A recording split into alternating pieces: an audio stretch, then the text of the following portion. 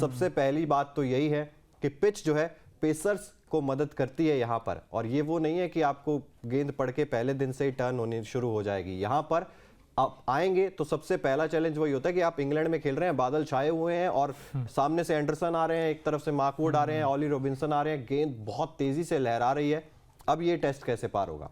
बिल्कुल, एक बात तो अच्छी है धर्मशाला में कि टॉस का उतना बड़ा रोल रहेगा नहीं, क्योंकि जो टीम टॉस जीतेगी आई थिंक वो बॉलिंग भी कर सकती है, वो भी प्रेफर कर सकते हैं, क्योंकि यहाँ पर अगर आप 3 तेज गेंदबाजों के साथ जाओगे, वैसे इंग्लैंड अब तक इस सीरीज में गया नहीं है। पहले 2 टेस्टों में तो सिर्फ एक ही गेंदबाज खिलाया था, उसके बाद फिर उन्होंने राजकोट में 2 गेंदबाजों के साथ गया था। और मार्क वुड अगर इस टीम में आएंगे तो मार्क वुड हो सकता है टीम इंडिया के लिए खतरा भी हो, एक्स फैक्टर हो सकते हैं इंग्लैंड के लिए, क्योंकि मार्क वुड का वो हाई एम एक्शन है, वो डेक द हार्ड करेंगे और इस विकेट के ऊपर मदद मिलेगी, क्योंकि पहला 1 या 2 घंटे बड़े इंपॉर्टेंट होंगे।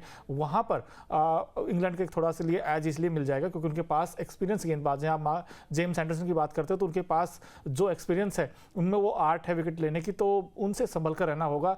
लेकिन भारतीय टीम के पास सबसे अच्छा बात यह है कि हमारे जो नंबर 1 बैट्समैन यशस्वी जायसवाल इस हाईएस्ट रन गेटर हैं, 655 बना चुके, 2 डबल 100 है उनके।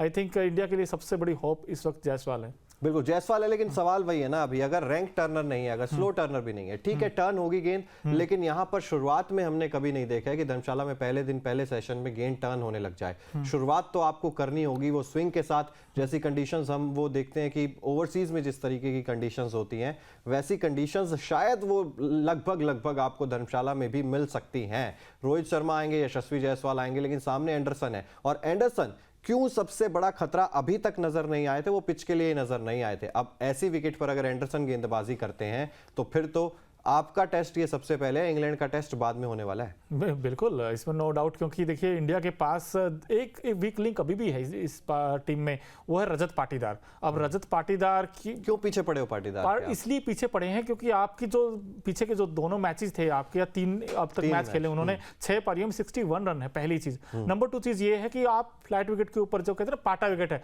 वहां अपने रन नहीं बनाए। आप छोटी गेंद पर आप कहीं भी शॉट मार सकते, पुल मार सकते, हुक मार सकते, वैसे आप आउट होके जा रहे हो, बिल्कुल सॉफ्ट डिसमिसल। तो ऐसे में सवाल उठते कि जो बंदा फ्लैट और पाटा विकेट पर रन नहीं बना सका, क्या वो धर्मशाला में रन बना देगा? ये मैं बार-बार आपसे ये पूछता हूं और हर किसी से ये पूछता हूं कि ये जो एनवेलप में बंद होके कागज पे लिखा हुआ आता है कि ये डेब्यू इस खिलाड़ी ने किया, अब इसको कितने मैच दिए जाएंगे?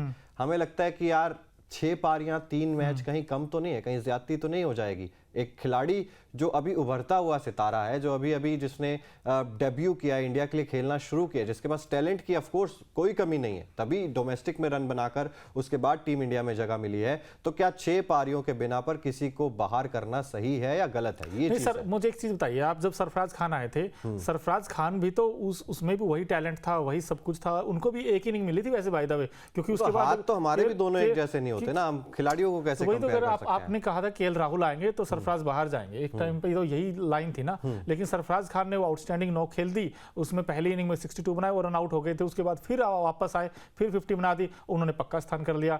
तो उसके बाद ध्रुव जुरेल के ऊपर भी यही था कि आपने केएस भरत को चुना था पहले, केएस भरत को मौके मिले, उसके बाद उन मौकों को अच्छे तरह से वो नहीं निभा पाए, लेकिन उसके बाद जब ध्रुव जुरेल आए उन्होंने 2 बड़ी अच्छी पारी खेली, तो अब आप कह रहे जुरेल आपके पक्के हो गए। तो भाई रजत पाटीदार के पास भी तो मौके थे ना। पक्के किस सेंस में होते हैं यार? अब एक टेस्ट मैच बचा, इसके बाद आपको टेस्ट कब खेलना है, वो पहले आईपीएल आएगा, उसके बाद T20 वर्ल्ड कप आएगा, उसके बाद आयरलैंड की T20 सीरीज आएगी, आपको पता नहीं आपने टेस्ट अगला खेलना कब है।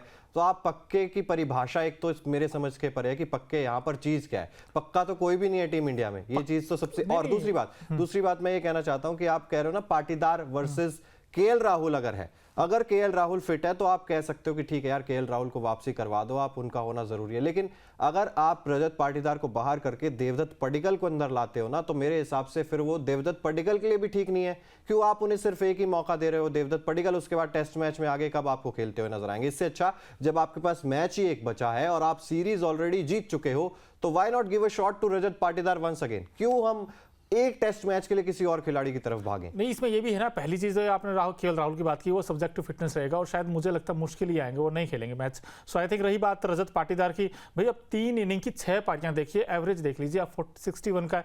तो अगर आप देवदत्त पाडिक्कल को देखते हो और आप ग्रूम करने की बात करते हो ना, कहते हैं हम ग्रूम करेंगे, उसके बाद न्यूजीलैंड को भी आना है 5 टेस्ट मैच खेलने के लिए, ग्रूम कर देंगे, लेकिन सर आपको स्पार्क दिख जाता है। मैं ये नहीं कह रहा टैलेंट की किसी में कमी नहीं है, स्किल्स में किसी की कमी नहीं है, क्योंकि डोमेस्टिक सर्किट में बहुत अच्छा खेल के आए हैं। मैं ये नहीं कह रहा रजत पाटीदार में कुछ कमी नहीं है, बस उनकी कमी ये हो सकती है लैक ऑफ एक्सपीरियंस हो सकता है, या फिर उनको ये लगता हो कि यार क्या पता अगले मैच में मुझे मौका मिलेगा या नहीं मिलेगा। ये एक दो चीज़ें हो सकती हैं, लेकिन ऐसा नहीं है, टैलेंट हर किसी के पास है। वो हमें दिखा भी है, जुरेल का दिखा है, सरफराज खान का दिखा है। तो आप अब यहाँ रन नहीं बनाओगे ना इन सिचुएशन में, तो बाहर कैसे रन बनाओगे जहाँ पे सीमिंग कंडीशन हो गई, ऑस्ट्रेलिया में एक्स्ट्रा बाउंस होता है। सो आई थिंक आपको यहाँ से एक अच्छी फौज तैयार करनी है, जो बैकअप है ना वो तैयार करना है। मोनू का मानना अलग है। मोनू कह रहे हैं कि शायद एक मैच से आप वो देवदत्त पडिक्कल को जज भी कर लेंगे, ग्रूम भी कर लेंगे, और अगर रन नहीं बनाया तो फिर आप कहेंगे नहीं यार देवदत्त पडिक्कल को शायद बाहर कर देना चाहिए, जैसे हमने करुण नायर को किया, जैसे हमने वेंकटेश अय्यर को किया, जैसे हमने वरुण चक्रवर्ती को किया, जैसे हमने तिलक वर्मा को फॉर अ टाइम भी बाहर कर दिया है। तो शायद देवदत्त पडिक्कल के साथ भी गॉड नोज कुछ भी हो सकता है।